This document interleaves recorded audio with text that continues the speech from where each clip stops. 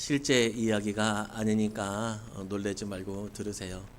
어떤 시내버스 69번 버스가 도로를 달리다가 사고가 났습니다. 그 사고가 나가지고 안타깝게도 그 안에 탄 사람들이 모두 사망했습니다. 그런데 그 사망한 사람들을 놓고 조사를 했는데 가장 억울하게 죽은 사람들이 누구일까 이제 조사를 했는데 그 네 번째로 억울하게 죽은 사람이 누구냐면 내일 장가가는 노총각이라고 합니다. 세 번째 또 억울한 사람이 누구일까라고 조사를 했더니 졸다가 한정거장 더운 사람 그 사람이 억울하게 죽었다고 해요. 두 번째 또 억울한 사람이 누구일까 조사를 했는데 버스가 출발했는데 끝까지 달려와서 나 좀 태워달라고 한 그 사람 억울하게 죽었다고 합니다. 첫 번째 1위 제일 억울하게 죽은 사람 69번 버스를 96번인 줄 알고 착각하고 탄 사람이 억울하게 죽었다고 합니다. 예, 참 유머이지만 억울할 것 같습니다.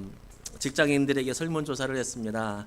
직장 생활하다가 억울한 일, 또 누명 쓴 일 없었습니까? 있었습니까? 라고 질문했습니다. 그 질문에 82%가 나는 억울한 일을 당했다 라고 대답을 했습니다. 그러면 누구에게 억울한 일을 당했습니까? 물어봤습니다. 고객도 있고 거래처도 있고 뭐 여러 가지 종류의 사람들이 있었는데 단연 압도적으로 80%가 뭐라고 대답했냐면 바로 직장 동료와 직장 선배에게 당했다라고 합니다.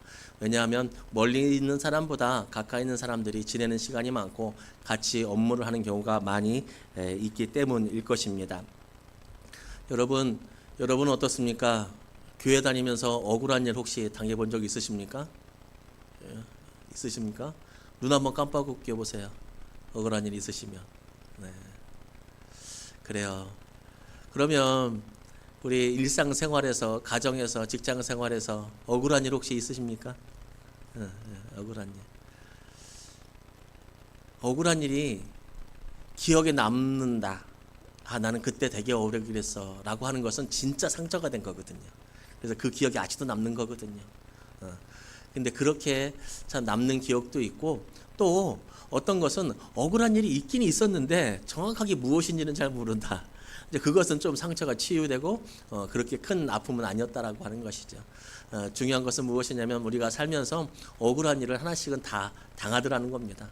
제가 우리 아이들에게도 오전에도 물어봤습니다. 억울한 일 있냐고. 근데 다 있다고 합니다. 다 있다고 해요.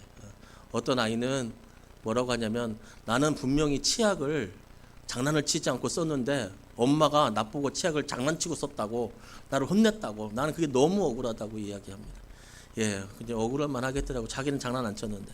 또 어떤 애는 뭐냐면 나는 텔레비전을 보고 싶었는데 오빠가 발로 오빠라 얘기하면 안 되는데 우리 교회는 오빠가 한 명밖에 없는데 오빠가 나를 못 보게 했다고. 내가 저걸 보고 텔레비전을 보고 싶은데 오빠가 나를 못 보게 했다고.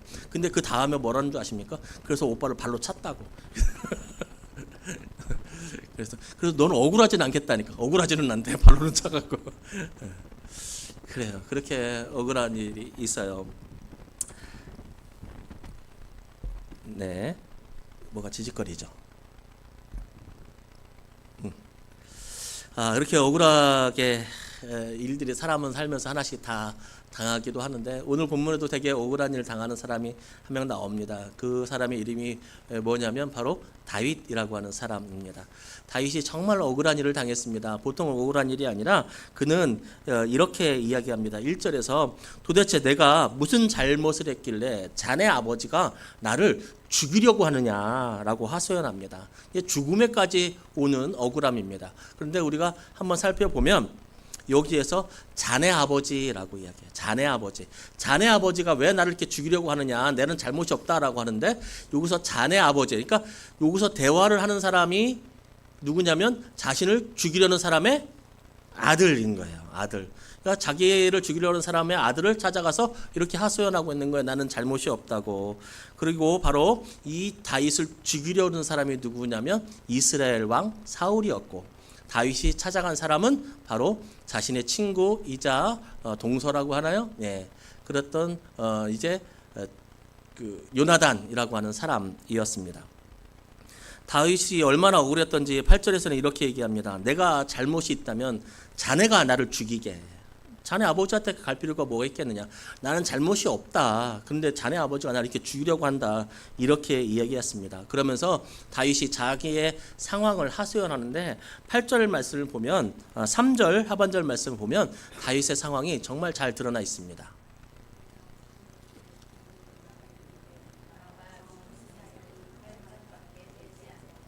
나와 죽음 사이는 한 발짝, 조금만 발을 헛디디면 바로 죽음이다라고 하는 것이죠.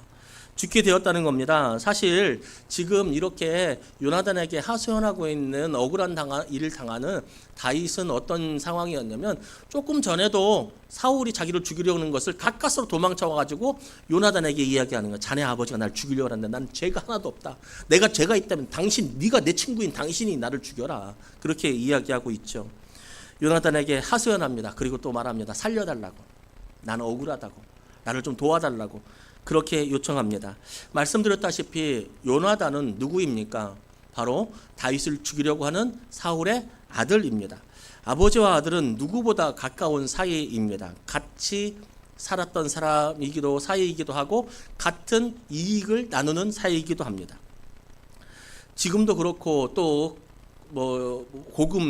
언제나 그렇다시피 자식은 아버지에게 순종하는 것이 모든 인류 문화의 보편적인 일입니다. 근데 그 당시는 더했단 말이죠. 아버지를 절대적으로 따를 수밖에 없는 그 시대의 문화가 바로 이 당시였습니다. 그리고 요나단에게는 다윗을 미워할 만한 충분한 이유도 있었습니다.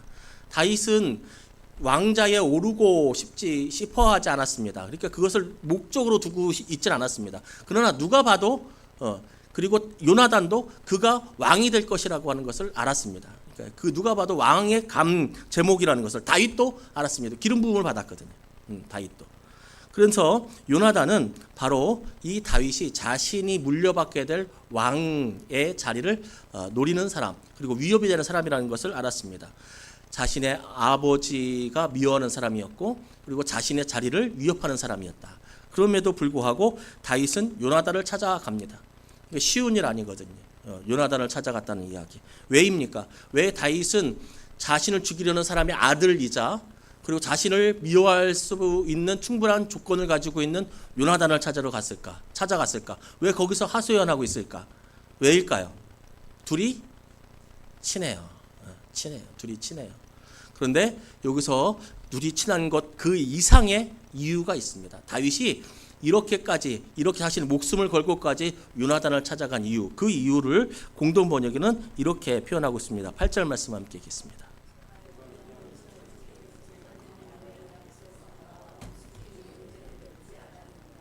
아멘. 다윗과 요나단은 친하고 좋아해요. 그런데 그것만 가지고 찾아간 것이 아니라 다윗과 요나단은 누구 앞에서요? 하나님 앞에서 맹세를 한 거예요. 서로 해치지 않고 서로 형제로서 서로 우정을 지키고 서로 도와주기로 하나님 앞에서 맹세를 한 거예요. 그래서 다윗은 그것을 믿고 요나단을 찾아갈 수 있게 된 것입니다.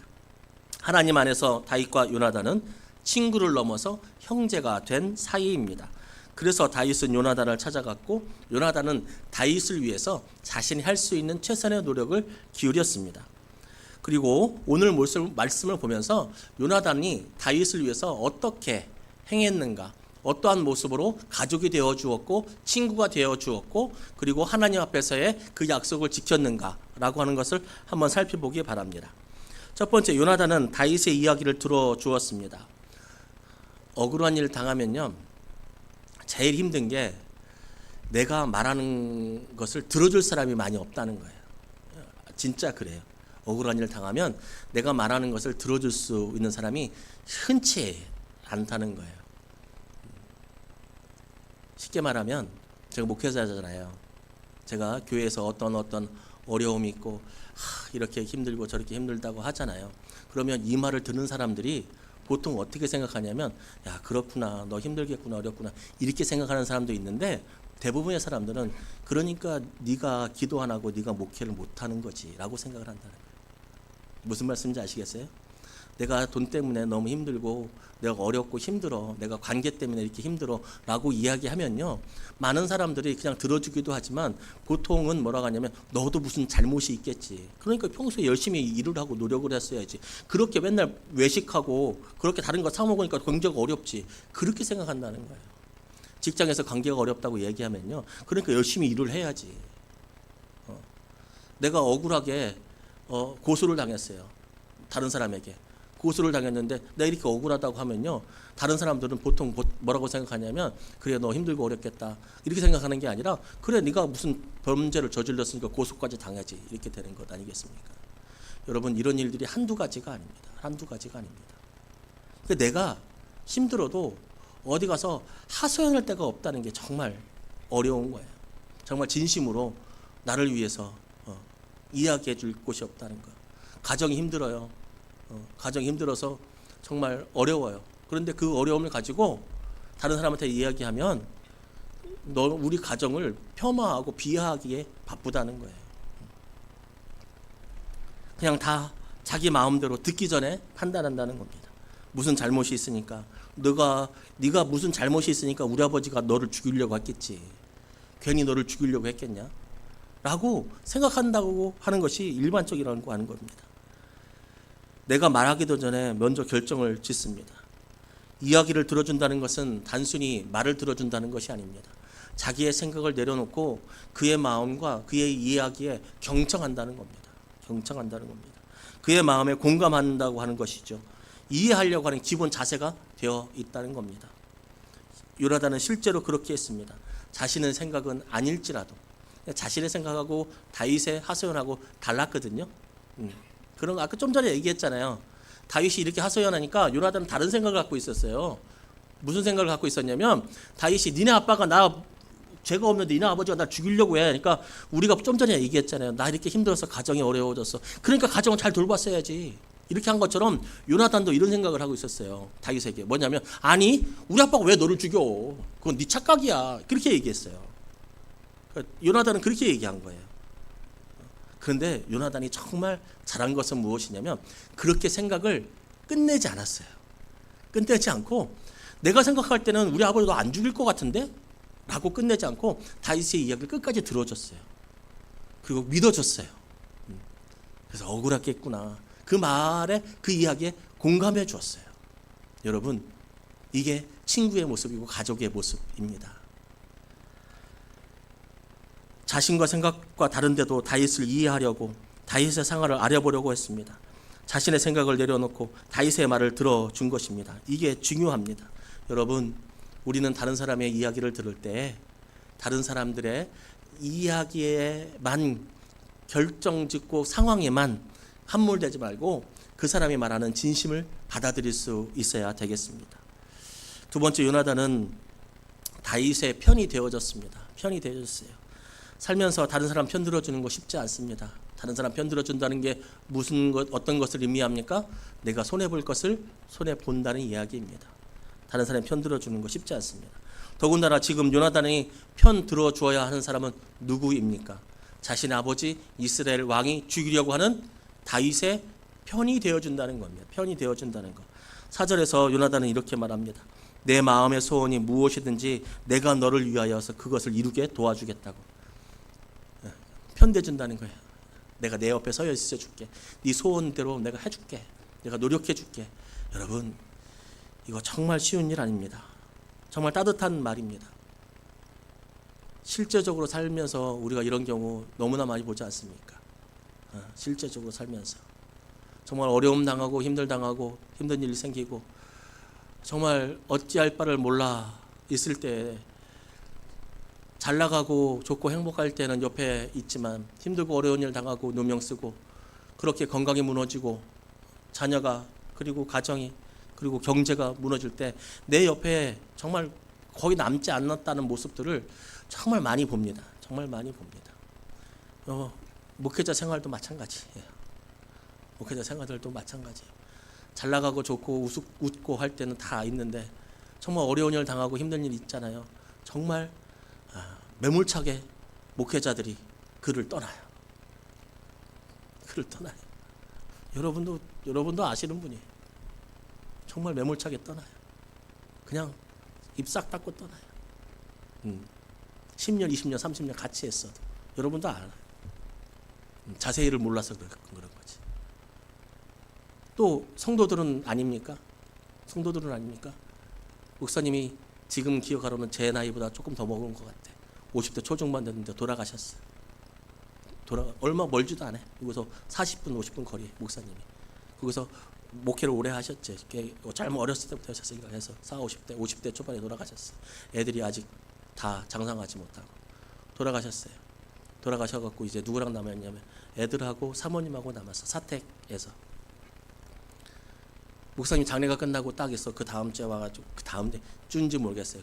끝나자마자 와가지고 다음 달까지 사택 비워달라고. 다음 달까지 사택 비워달라고. 그 사모님 사택 비워줬죠. 여러분 그런 겁니다. 세상에. 여러분 그럼에도 불구하고 요나단은 어떻게 했습니까? 내가 너의 편이 되어주겠다.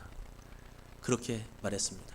자신의 생명까지도 그리고 자신의 모든 유익까지도 버리고서 다윗의 옆에 서 있어 준다는 말입니다. 제가 어렸을 때 우리 어머니께서 꼭 하시는 말씀들 강조했던 것들이 여러 가지가 있는데 지금까지도 기억나는 것 중 하나, 그리고 그것이 저의 목회의 방향성이 될 줄은 몰랐지만 지금 보니까 그게 목회의 방향성이 됐고 제가 그렇게 커왔더라고요. 저희 어머니가 하시는 말씀, 꼭 하시는 말씀 무엇입니까? 밖에 나가서 네 동생이 울고 있으면 무조건 동생 편 들어라. 밖에 나가서 동생이 울고 있고 다른 사람이랑 싸우고 있으면 무조건 네 동생 편 들어라. 이유 막론하고 동생 편 들어라. 여러분 제가 이렇게 얘기하면 좀 마음에 반감이 생깁니까? 옳고 그름을 따져야지. 동생이 잘못했는지 그 사람이 잘못했는지 이걸 따져보고서 편 들지 말아야지. 그게 목사 아니냐고 라고 생각이 드십니까? 여러분 정말 그럴까요? 죄를 지은 사람은 처벌을 받아야 합니다. 네, 당연합니다. 뿐만 아니라 죄를 지은 사람을 도와주면 됩니까? 안 됩니까? 죄를 도와준 사람을 숨겨주면 됩니까? 안 됩니까? 간첩 숨겨주면 됩니까? 안 됩니까? 살인자 숨겨주면 됩니까? 안 됩니까? 도망가도록 그것을 다 길을 마련해 주면 됩니까? 안 됩니까? 그 사람도 처벌받습니다. 그런데요, 대한민국 형법 제151조 2항에는 이런 법률이 있습니다. 친족 또는 동거하는 가족이 본인을 위해 범민, 은닉, 도피죄를 저지를 때에는 처벌하지 않는다. 이게 무슨 말인지 아십니까? 내 자식이 범죄를 저질러 가지고 도망을 왔는데 이 자식을 가지고 숨겨주고 도망갈 수 있도록 도와주는 것은 범죄 처벌을 받지 않는다는 거예요. 제가 보니까 사촌 이상까지 되는 것 같아요. 이게 사촌, 8촌까지 되는 것 같아요. 여러분, 제 동생이 잘못했건 잘못하지 않았건 무조건 동생 편 들어줘라. 여러분, 이거는 어떻게 보면 사랑의 관점에만 치우쳐 있는 것 같지만 여러분 원래 가족이 그런 것 아니겠습니까? 인정도 눈물도 없는 법에서조차 이렇게 말하는 것이 무엇입니까? 가족끼리는 그러는 것이 당연하다는 겁니다. 그게 가족의 위치, 가족의 마음을 가지고 살아가야 하는 것이 천륜이라는 것입니다. 법에서도 부모 형제의 사랑을 인정하는 것입니다. 그만큼 자연스러운 것이라는 거죠. 하물며 죄도 하는 일에 서로 편들어주지 않을 일이 없습니다. 죄도 아닌 일에 가만 보면 저 사람도 잘못했고 이 사람도 잘못했고 그 사람한테 가서 뭐라고 할 수는 없지만 내가 네 편에 대줄게, 이렇게 하지 않을 이유가 없다는 거예요. 죄도 아닌 일에. 세 번째, 요나단은 다윗과 지속적으로 동행해 주었습니다. 11절 말씀 함께 읽겠습니다.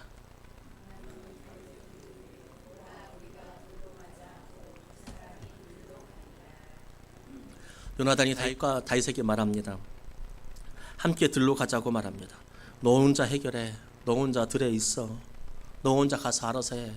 라고 말하지 않고 같이 계획을 세우고 같이 하나 돼서 같이 어려움을 나누면서 들로 가서 우리 같이 한번 상의해보자 라고 지속적으로 동행해 줬다고 하는 사실입니다. 그냥 편견 없이 내 말을 들어만 줘도, 여러분 정신과 의사들이 그러죠. 이야기를 하는 것만으로도 치료라고. 내 말을 들어만 줘도 내 마음이 좋은데 그냥 내 편에 서서 나를 도와주기만 해도 정말 고맙고 좋은데 그런데 나와 함께 이 일을 어떻게 해결할까 같이까지 끝까지 동행해 준다. 여러분 얼마나 참 다윗에겐 큰 힘이었을까 생각해 봅니다.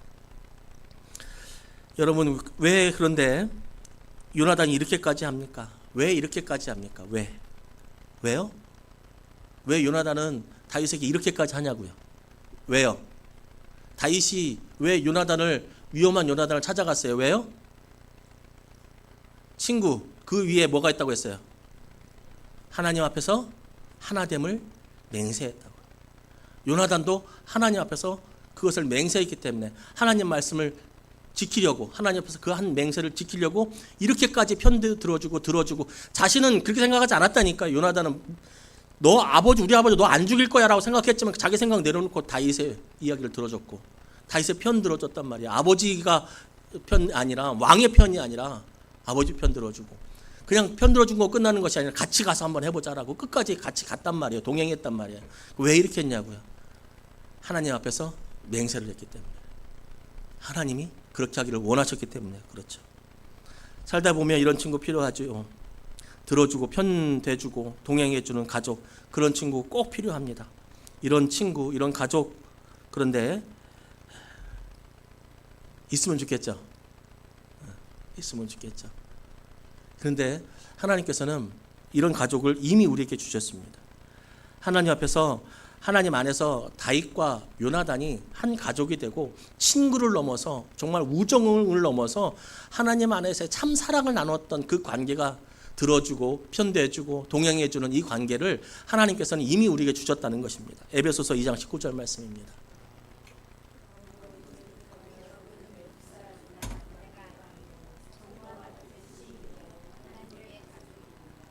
아멘. 여러분 저게 누구를 이야기하는 겁니까? 교회를 얘기하는 거 아닙니까? 교회를 얘기하는 거 아니에요. 너희는 이제 외인이 아니고 다른 사람이 아니고 너희는 이제 한 가족이라고요. 성경은 그렇게 우리를 불러 모아 주셨다고 말씀하고 있습니다. 교회는 한 가족입니다. 취미 생활로 모인 것이 아닙니다. 이익을 위한 공동체가 아닙니다. 가족처럼 하나님께서 주권적으로 이곳에 우리를 보내주셨다는 겁니다. 살면서 교회들이 제 모습들 중에 참 안타까운 것 중에 하나가 있거든요. 그게 뭐냐면, 여러분 저는 이렇게 생각을 합니다. 이렇게 믿고 살아갑니다. 무엇이냐면, 제가 비례 영광교회 이곳에 올 수 있었던 것은 여러분의 동의가 있어서 이고, 여러분이 목회자로서 심영선 목사를 초빙했기 때문에 그렇죠. 그런데 그 결정이 저는 여러분의 결정이라고 보지 않습니다. 여러분이 통로가 되어주신 것은 감사하지만 여러분의 결정이라고 보지 않습니다. 저는 하나님께서 저를 이곳에 보내셨다고 믿습니다. 이게 저의 믿음입니다. 이게 저의 믿음이에요. 하나님께서 저를 여기에 보내주셨다라고 저는 믿는 거예요. 그리고 여러분도 요즘 시대에 정말 교회들이 엄청 많아요. 지금 비례동만 해도 엄청 많아요. 요즘 시대에. 그런데 이제 너무나 많다 보니까 목회자들도 마찬가지군요. 교회가 많거든요. 교회가 많아서 내가 골라서 간다라고 하는 거거든요. 그러니까 그 얘기를 지금 하고 있는 거예요. 교회가 엄청 많아요. 그래서 내가 골라가지고 이 정도 되면 교회면 내가 다니겠다라고 그것을 이제 골라서 간다고 했어요. 그러면 그 마음속에 뭐가 있냐면, 내가 이것을 골라서 간 거예요. 내가 선택한 거예요. 근데 이건 믿음적으로 한번 살펴보자는 거예요. 여러분, 저는 좀 전에 얘기했다시피 하나님께서 저를 이곳에 보내셨다고 믿거든요. 그래서 아직도 이곳에서 일할 수 있고 사역할 거리가 있기 때문에 저는 지금 여기 있다고 믿어요. 아마 그게 없어지면 저는 가겠죠. 그게 없어지면 가겠죠. 그런데 여러분도 마찬가지 아니냐는 거예요. 여러분, 수많은 교회 중에 내가 고른 교회입니까? 아니면 하나님께서 역사해 주셔서 나를 이곳에 보내신 것입니까? 이걸 잘 기억해야 됩니다. 교회를 쇼핑해서는 안 됩니다. 참 그 마인드 참 대단합니다. 이게 끝에까지 가서는 어디까지 가는 줄 아십니까? 제가 한번 얘기했죠. 조치원, 나 끝날 때까지 얘기할까? 내 목회생활 다 하는 데까지. 조치원 그 안수 집사님 6개월마다 교회를 바꿔요. 6개월마다. 근데 큰 교회 가요, 안 가요? 큰 교회 안 가요. 10명, 5명 사모님, 목사님 있는데 거기면 6개월마다 한 텀을 딱 돌아요. 그럼 다시 또 와요. 저는 그분이 한 명언이 있습니다. 교회는 6개월마다 바꿔줘야 된다고. 저는 그래, 물론 뭐 구원의 문제를 뭐라고 할 수는 없지만 교회관은 잘못됐다. 하나님께서 나에게 이 교회를 선택할 수 있는 권한을 주신 게 아니고 하나님께서는 이 교회에 나를 보내신 겁니다. 여러분 가정을 여러분이 선택해서 여러분 자녀를 낳았습니까? 나는 이런 애를 낳아야지 하면서 이런 애를 낳았습니까? 그럼 우리의 속이 이렇게 문드러집니까? 문드러집니까? 안 문드러집니까? 우리 엄마가 그 속이 그렇게 문드러진 이유가 무엇입니까? 나를 그냥 보내신 거예요. 하나님께서 보내신 거란 말이에요. 나를 저 강남 아파트 수십 채 있는 부모에게 보내지 않고 나를 우리 가정에 보내신 것은 하나님의 주권적인 역사가 있다는 것입니다. 그래서 그렇게 가족끼리 모여 사는 거 아닙니까? 여러분이 어떻게 이 자리에 왔든지 그건 상관이 없습니다. 온 지기 10년이 됐고 20년이 됐고 30년이 됐고 상관이 없습니다. 우리 교회는 20년 됐습니다. 우리 교회는 20년 됐어요. 제가 오래된 교회들 많이 다녔잖아요. 제가 오래 했던 교회들 많이 다녔거든요. 대전에서 두 번째, 세 번째 뭐 이렇게 했던 교회들. 아니 거기는요 10년 되면요 새 가족이에요. 10년이면 새 가족이에요. 10년이면 20년이면 이제 집사 정도 할 만하겠다. 왜냐하면은 뭐 70년, 80년 됐으니까 어렸을 때 이제 수아 같은 애가 이제 그 장로님 된 거예요. 그러면 몇 년이겠어요? 수아는 한 50년, 60년 다닌 거예요. 그러니까 10년 다니면 아이고 새 가족이네 이렇게 되는 거예요. 중요한 건 그게 아니고 10년 됐든 20년이 됐든 그게 중요한 게 아니고 지금 여기에 내가 하나님의 뜻대로 이곳에 부르심 받은 게 그게 중요한 것 아니겠습니까? 그러니 제발 교회를 쇼핑하듯이 내가 선택한 교회처럼 다니지 마시고 하나님께서 나에게 이곳을 보내주셨다라고 하는 공동체 의식, 사명 의식을 좀 가지셔야 합니다. 우리는 학원이 아니지 않습니까? 우리는 동호회가 아니지 않습니까? 여러분, 교회는 가족입니다. 한 가족처럼 하나님의 주권적으로 주신 가족들로 살아가는 것이 바로 교회이고 다윗과 요나단입니다. 그래서 편들어주고 들어주고 고통을 함께 나눠야 합니다.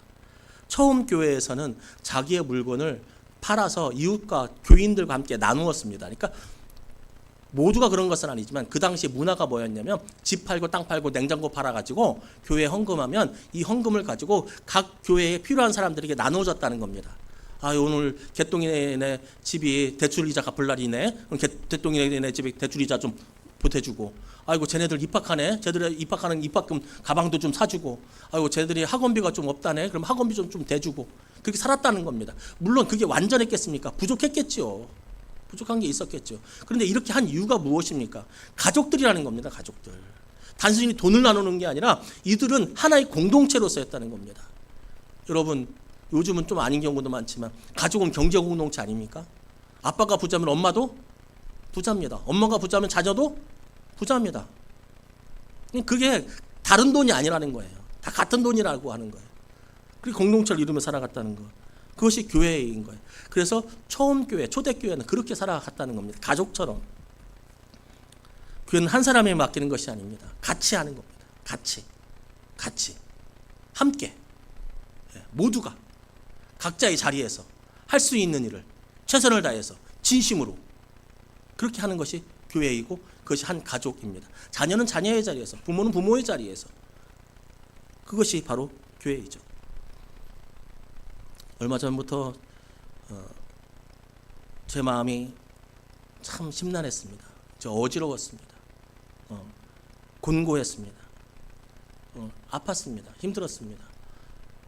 근데 이 사정을 아시는 집사님이 교회를 끝나면 제가 밖에 가서 인사를 이렇게 하고 집사님 한 주간 잘 보내시라고 인사를 하는데 저에게 이렇게 말씀해 주세요. 목사님, 그거 목사님 탓 아니에요. 목사님 잘못 아니에요. 그렇게 말씀해 주세요. 그리고 제가 생각날 때마다 기도해 줄게요. 드릴게요. 기도할게요. 이렇게 말씀하세요. 여러분, 이거 아닙니까?